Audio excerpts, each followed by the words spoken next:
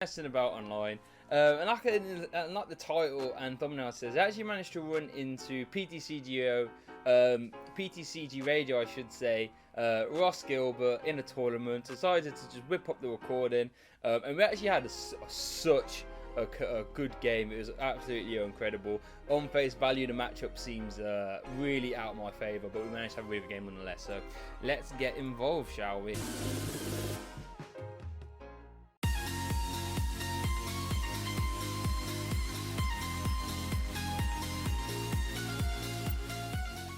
Hey there guys, just before we get into the video, if you're part of the 60% of people that watch these videos and not subscribe, come do us a favour, hit that subscribe button. I'll put a new TCG video out at least once a day, okay?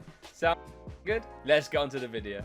Game nonetheless, so let's get involved, shall we? So, I was giving him a hello because I realised who he is. I'm not sure if he knows my TCG name, I'm not going to lie, but so yeah. So he's got the beta reward sleeve, very nice, love that, love that, love that. We were playing Green's Pikarom, I should say as well, if you couldn't tell from my hand. So if we're playing the Greens deck, you know, I think we're going second, we mulligan. We lead Bolton, we've got a Volkner, so if we're going second, this is actually like a really good hand. All we want to do is just electrify to a benched Pikarom, and that is ideal. So he puts down 3 Pokemon, and I look at what he's got, and I'm like, oh no. Oh no, he's got a Drillbur. I'm thinking, yikes, this is gonna be tough now, you know, because Excadrill is like a perfect, and I mean perfect. If you had to draw up a Pikarom killer, you would be hard pressed to do better than Excadrill. But you don't know, it does 1 for 120 basically. And then if you've got 3 cards left in your deck, it's got a 1 for 180 attacker as well. So, and he's playing it with Spiritomb, which is actually a really good way to get help alleviate your Dragapult matchup. So, yeah, man, it's rough, super rough. The only sort of defense we have, or I have in my deck, is the fact that Pikarom, we have a Big Charm. So, Big Charm will what was I saying there? Big Charm will push us out of the 120 range, which is nice. So we actually miss. I wanted to opt for the wait and see hammer edge just to take the energy off that Spiritomb, just because, you know, like I don't know if he wants for Aurora, for Rainbow. I didn't like the idea of that Spiritomb just sitting there racking up thing. I don't want it. If I had to push an attachment to the Excadrill like he seems to have, you know, I'd rather that. And there's the Marnie. So, did he have a balloon? He had a balloon as well. Wow, so that's like a nuts turn 2 for him. That's like... we get a Pikarom there, though. And yeah, there's the building spot. He puts a Ditto down a Dancy. So, at this moment in time, we are staring down the jaws of fate. We're in big trouble. That Excadrill is not mess about. Like I said, Excadrill, as a Pokemon, does not mess about. He is a strong, incredible attacker. You know, seen as a build-around deck in Limitless. I haven't really seen it with Spirit too much though, but I can see why it's there. And another non-GX attacker that's just gonna, that we all know hits rather hard. And there's the Sprint as well. So he's actually got a Zeb Striker out. So yeah, super strong start from Ross here. There's a Jill Bazooka for 280 because he's got the Diancie out. He gets rid of a Rainbow, which actually could be worth noting. He's got an Aurora, so now I know he plays 4 Aurora, 4 Rainbow. And we are in trouble. We are in trouble here. He's got a Ditto down. He's got the Sprint online as well. So I'm thinking, if we take out the Excadrill, what's the chances he can respond immediately? And to be fair, it doesn't look too hard. So I think at this point I'm trying to work out if Electrify or Bolt Storm is the way to go. There's the Big Charm. So unfortunately, now he's got Dancy in play though. Big Charm doesn't push us out of range of the Dual Bazooka attack, which is a bit annoying. But that's just the way the cookies crumbled, really. Like I said, Excadrill is a super... I wouldn't say it's a counter deck for Pikarom, but I tell you, it's extremely good at killing Pikarom. Here's a grid. So I'm trying to work out now, is Gust this turn the right way to go? I think we need one more Electro Power, I believe, to KO the active Excadrill. So Power Plant's not going to be great. Thunder Mountain's not going to be great. We've already got Big Charm. Air Balloon not going to do a great deal, I don't think, unless we can ping out full blitz this turn. Which, could we pull off a full blitz this turn if we was to quick ball KOKO? Oh, maybe we could have, thinking about it. But then, yeah, we can't pull off the full blitz this turn, because then you can just respond KO to Pikarom. So, yeah, that's not particularly strong. But we do get out the KOKO, so we can actually get one more energy to our Pikarom, which is nice. So, obviously, you don't really want to be using Bolt Storm if you haven't got a Pikarom set up, but we can sort of alleviate that a little bit with the Tapu Koko Dance of the Ancients there. So now I've got 2 energies on our Pikarom. So now I'm just thinking, do we custom catch it to draw more cards, or do we just hold this hand? So we're going to play the Pokegear. We missed that. So now I'm thinking, right, yeah, we definitely need some more cards now. And then we get 2 energies. So that's what you get for Turbo and for your deck. I actually did my maths 100% wrong there. We didn't need the Electro Powers. I sort of forgot that we were going to dance to the Ancients. Oh dear, so we're just wasting Electro Powers there, you know. So it's you know, when you're staring down a hard matchup and you still make mistakes. That's not ideal. So over to him. So he's got the pivot Seb Striker with the air balloon, which is super cool. So you can just, you know, set up his whole turn and then just retreat into his attacker when it's developed. So he gets out a drill ball off the quick ball, which is what I was scared of, in all honesty. At this point, I'm trying to think, if we can get to a big tag bolt, we might be able to dissect his board. Maybe take out double Seb Striker, or take out, you know, extra drill plus bench drill ball, and just stop the extra drill threat. Because Spiritomb, without having an ADP buff, Spiritomb can't really reach into big charm numbers on tag team. It can't reach that high. I think in ADP the max you can get with Spiritomb is 250. So without the Spiritomb, he's not going to be able, without the ADP buff, he's not going to be able to one-shot a big charm Pikarom, which is actually kind of cool. So extra drill is just the biggest problem. He's already got a 2 prize lead as well. So here's a building spike. So that Spiritomb's on 4 damage counter rate. He just needs 1 more and his max damage, which is scary. There's a power pad. What is he shuffling with that power pad? What have we got in there? He's actually got 2 drill balls in the bin. Boss's orders and research. Yikes. Boss's orders is a bit of a statement, isn't it? Like, and when you've got sprint online, you can afford to play Boss's orders as your supporter, because, you know, you're seeing cards with sprint anyway. So.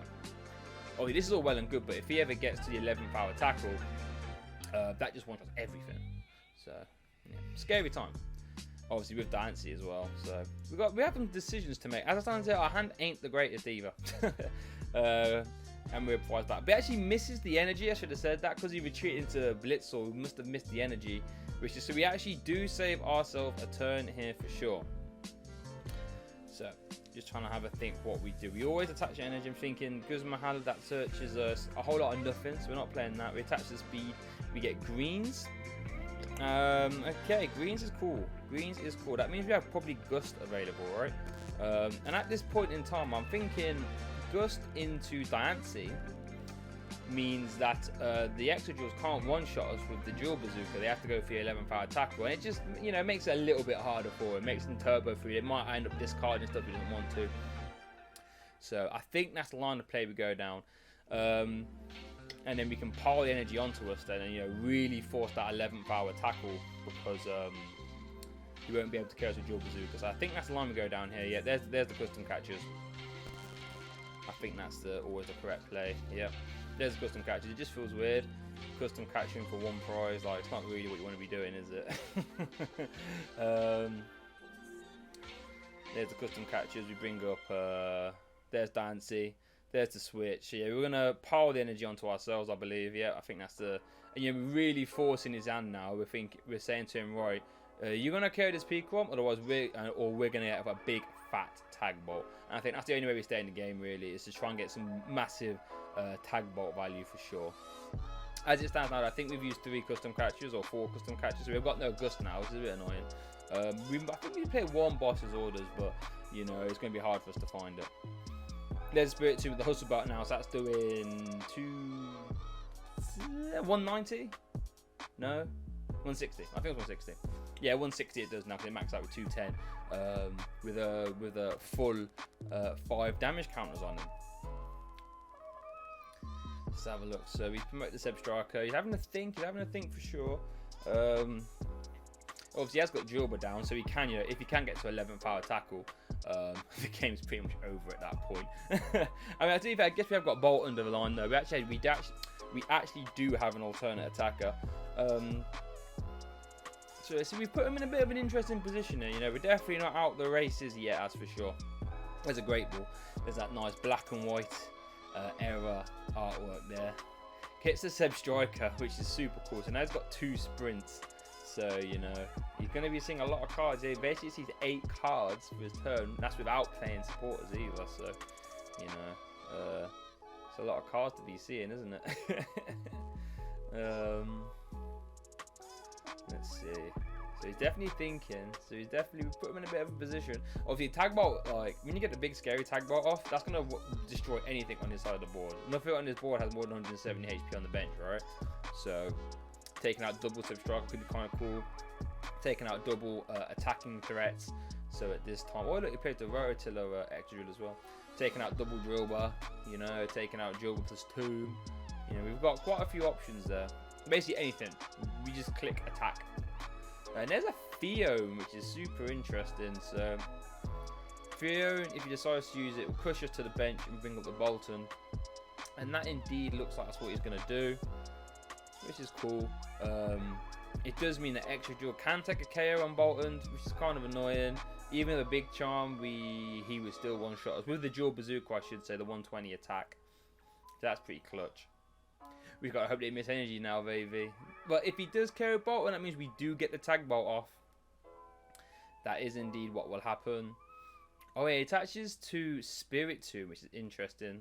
Which means there's no energy on the. I guess to be fair though, if Spiritomb is the Pokemon you want to KO with in this scenario, just so you protect your Excadrill. There's the research, which is super scary because I've only got 8 cards left in deck.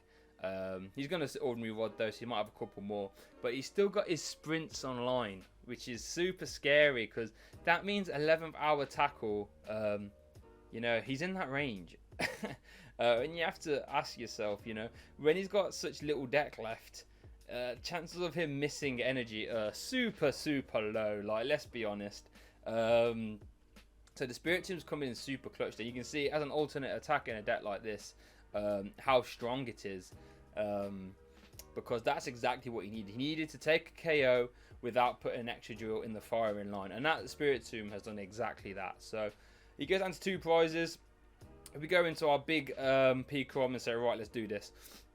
Now, this is where having custom catches would be legit. If we can just custom catch a KO drill. Oh, yeah, to be fair, I guess, yeah, KO in both Seb Strikes will probably be the way to go and just say, I hope you haven't got energy in hand, mate. Or the way to another research. But that's not what we've got, unfortunately. Cynthia Caitlin probably take out greens. It's a shame we couldn't stamp him there. Or I guess stamp, he's got double Seb Striker anyway. So yeah, I think it's pretty much a checkmate scenario. You know, it's looking hard. I don't know if that's a muscle belt attached to that drill. I guess you can get rid of it, but I wanted to leave it attached just in case you want us to attach it or something else. There's the speed. We get a tag call. We bring out Pikarom. I don't think. Do you bench it? I guess because it's a little bit weaker, it can die to the drill bazooka. So yeah, basically, if you can get, I think it's. I don't think we bench that purely because we want to tag bot this turn anyway, right? So we don't want to give him anything easier to KO. So there's a tag bolt. We didn't have no Gust. The Gust would have been perfect. So we Gust KO the drill. So we're still asking more from him at this time. You know, we're basically saying, right, you gotta win this turn. Well, I guess he doesn't have to win this turn, but we've got 2 prizes left. But we're putting a lot of pressure on. He goes into the drill, but though he doesn't go into the Seb Striker. I guess we've took away his pivot. So we're forcing a little bit more from him. There's the Great Ball though. He's only got like, what, 10 cards left in deck before that Great Ball. You know, it's not looking too hard for him. There's the drill. There's the Rainbow. So I think he just sprints twice.